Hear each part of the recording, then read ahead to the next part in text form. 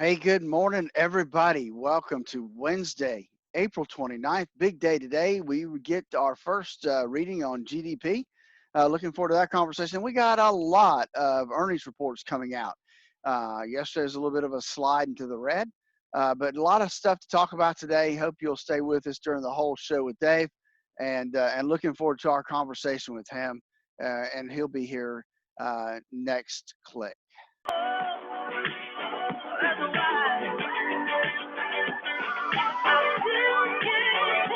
Light FM, Nick Jonas is jealous.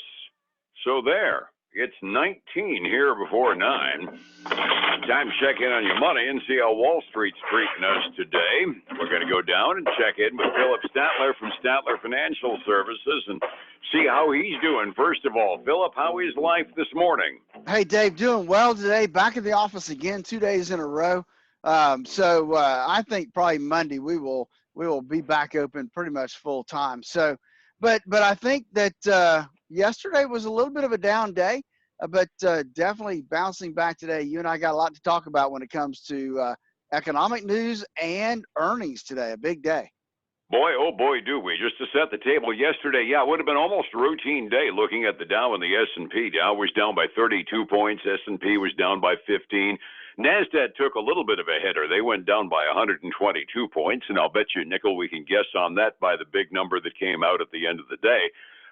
So it was red ink, but not a monster amount. But then we start out this morning, and everybody's been holding their breath waiting for the gross domestic product report as to what the government estimates happened in the first quarter. And 4.8% contraction in the gross domestic product in one quarter.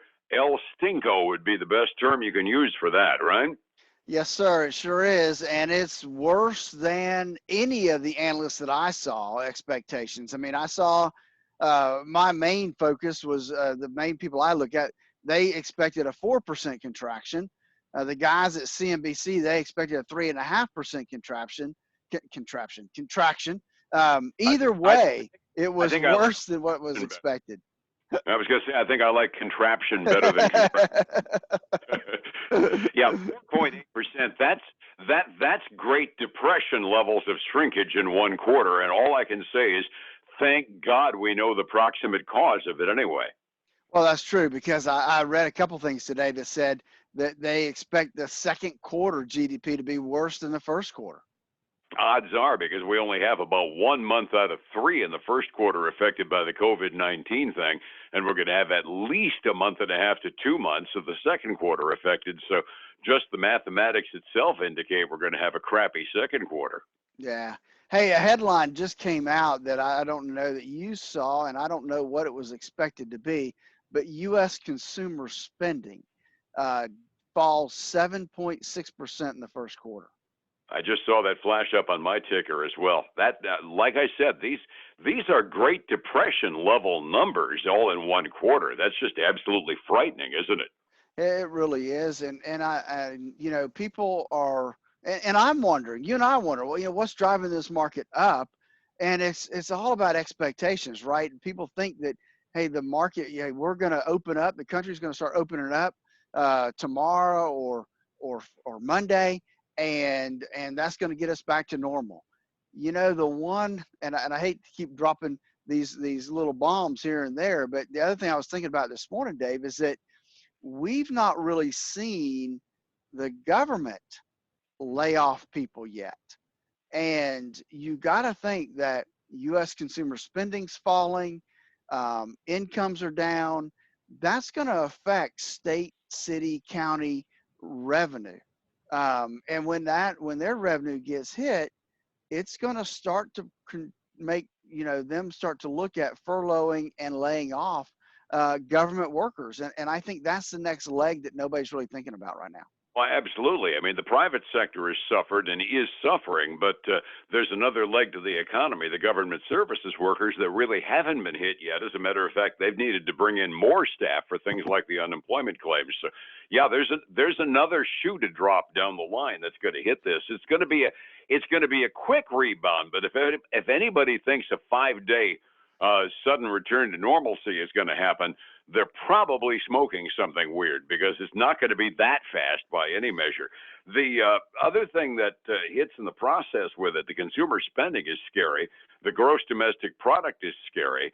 And the fact that we're buying on the rumor and then selling on the fact is also a little scary because there's a rumor out that one of the big drug companies, Gilead Sciences, might just have some good news out there, and that's prompting all kinds of optimism. They halted trading on their stock pre-market, and the only thing they're really saying is that the CDC will have an announcement later on this week. We know they're working on a COVID-19 cure, not a vaccine, but we don't know anything else, and that's helping the market kind of go crazy on us again this morning, isn't it? It is. You know, I was looking at about the same time the GDP number came out, the market started going up, and I'm thinking that doesn't make sense. You know, we missed on the downside on the GDP number, and the markets are going up. And then I see a headline come across my ticker about Gilead, and so you know they just went through phase 2 trials on a pharmaceutical drug that seemed to be good. It met all the goals, and so now they're getting ready to go to and have been approved to go to phase 3 trials of this same drug. And so that really, I think, has that's when the market started going up, is when that headline really started to hit the news. And when you think about it, that really, if it does work, and I put a big if on there, this is the thing that we really need almost more than the vaccine, because this stuff is built to handle the worst case scenario cases of the COVID-19 victims, which is the biggest reason that we've been doing the social networking. The naysayers are saying, it's just the flu, just the flu. Well, yeah, to probably 95% of the population it is, but for the at-risk people, they're completely defenseless without this stuff or a vaccine. Exactly. So we'll have to wait to see, you know, what the CDC says this week, and then we'll have to see how phase 3 comes out. If their phase 3 trials are successful, then that's going to put more and more hope into the marketplace, because they see that we can cure it. Once we have a cure, then it becomes less of an issue. Yep. So we got a lot going on today, and a lot could affect it. And we'd be remiss if we didn't mention the fact the Federal Reserve is holding a meeting too. Nobody expects Paulson to be able to say they're doing any more because they've pretty much done everything they can. But there's absolutely nothing that he can say this afternoon that'll help all that much, I'd wager. No, I don't think so. I read a couple things that said, you know, that they're hoping that they will give some indication of how long they're going to keep interest rates this low, if there's some destination at what point they feel like they will start raising interest rates. And then what other things are they doing, you know, in terms of buying assets off the open market and helping prop up pricing. Absolutely. Going out on a limb and saying how long, only a crazy person would do that. So nobody's going to be satisfied with what he says this afternoon in one form or another. Well, that's true. Yeah, that's and let's face it, we're usually not satisfied with what Paulson says anyway. Oh, that's true. Neither is Trump, by the way. Yeah. We got a whole bunch of reports, and we're going to have to run through them pretty quickly, but probably the lead story in chronological order was after the markets closed last night. I didn't see this, but I'm looking at NASDAQ going down yesterday. How did Google and Alphabet do? So Google missed on earnings per share, but beat on revenue. So they missed by about 50, 60 cents a share on earnings. Revenue, though, was above what was forecasted. They did have a little bit of a difficult quarter when it comes to advertising businesses, but they say that they've got that kind of back on track, was one of the things that I saw earlier today. Not really hurting their stock price at all, Dave. They're actually up almost 8.5% this morning. Far out. What dragged NASDAQ down yesterday then, I wonder? Yeah, I'm not sure what, maybe some of the other technology companies were getting hit towards the end of the day, because that kind of came on at the end. Could very well be. We got a bunch of household names that came out before the market opened this morning. One that caught my eye, I didn't see the specifics on, but Ford actually swung to a loss this quarter.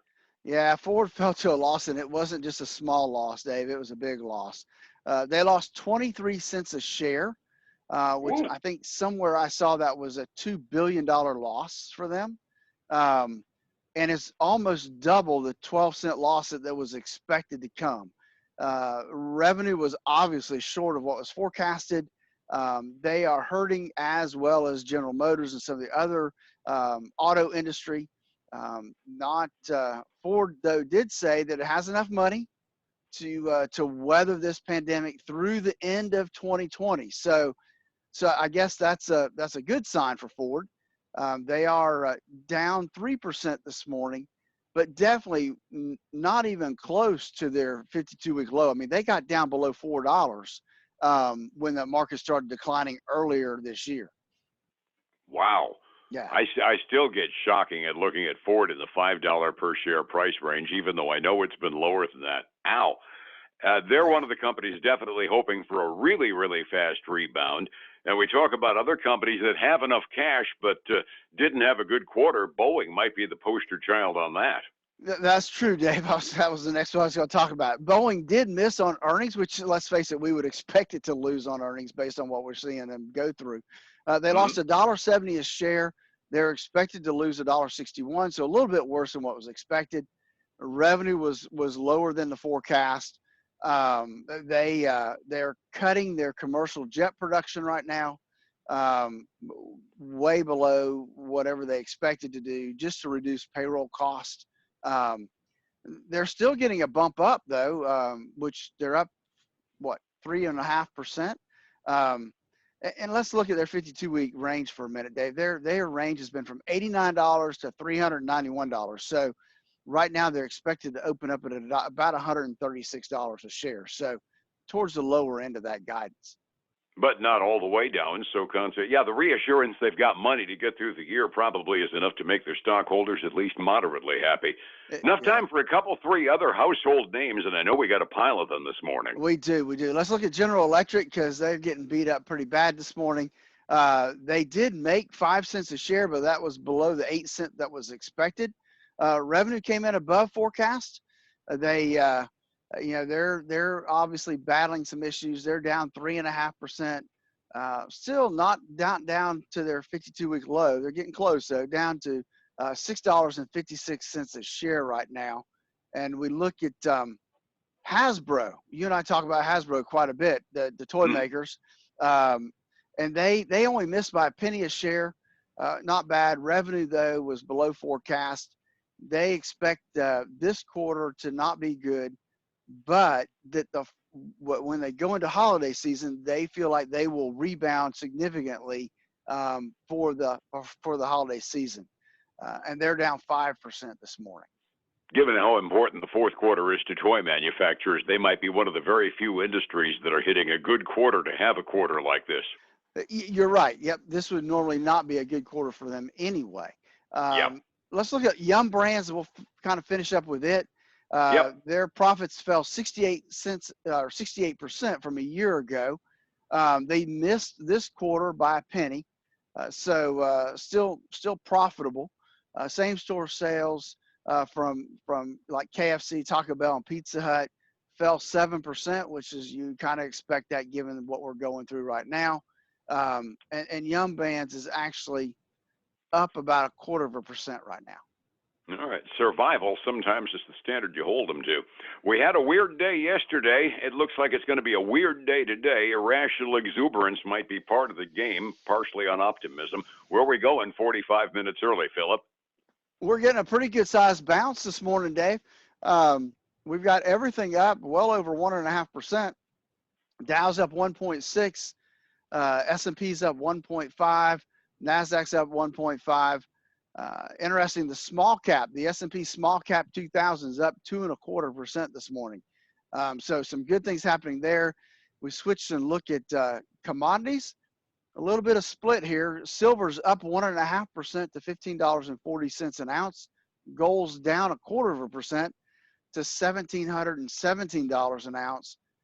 You gotta like crude oil today, Dave. It's up almost 20% off of yesterday's close to $14.80 a barrel.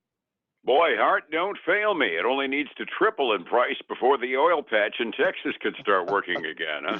Yeah. Hey, mention Texas, and Texas is opening up their economy, I think, tomorrow. So So people are excited about that, and a lot of people think we need to keep our eyes on them to see how that works. Absolutely, and we'll find out from Governor DeSantis what he's got in mind for Florida a little later on today. World markets, for the most part, were up. Japan had an off day, but not by very much yesterday. European markets generally following our lead and going up midway through their day. Phillip, how do I find you to get advice on how to take advantage of these ups and downs we're going through in the market right now? You know, Dave, it's a great opportunity right now to have a second opinion on folks' portfolio. To do that, give us a call at 863-382-0037, and we can do it by phone, through virtual meeting, or you can come in and sit down with us, sit across the table from us, and we'll go through your current portfolio to see how much risk you currently have. Again, 863-382-0037. Follow us on Facebook, Statler Financial Services.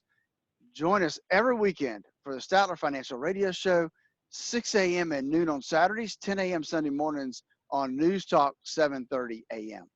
Streamed on newstalk730am.com like we are here at 1057lightfm.com. Phillip, thank you much, and we'll see you tomorrow morning, all right? All right, man. You have a great day. Appreciate you. It's 105.7 Light FM and Statler Financial Services, Phillip Statler. Folks, again, I want to thank you for joining us. Remember that it is important that you know what you're holding. And so many folks I sit down with, that is just not the case. They don't know what's in their portfolio. They don't know how much risk in numeric terms is in their portfolio. Give us a call. Schedule your financial x-ray, 863-382-0037. Have a great day, and I look forward to speaking to you again tomorrow.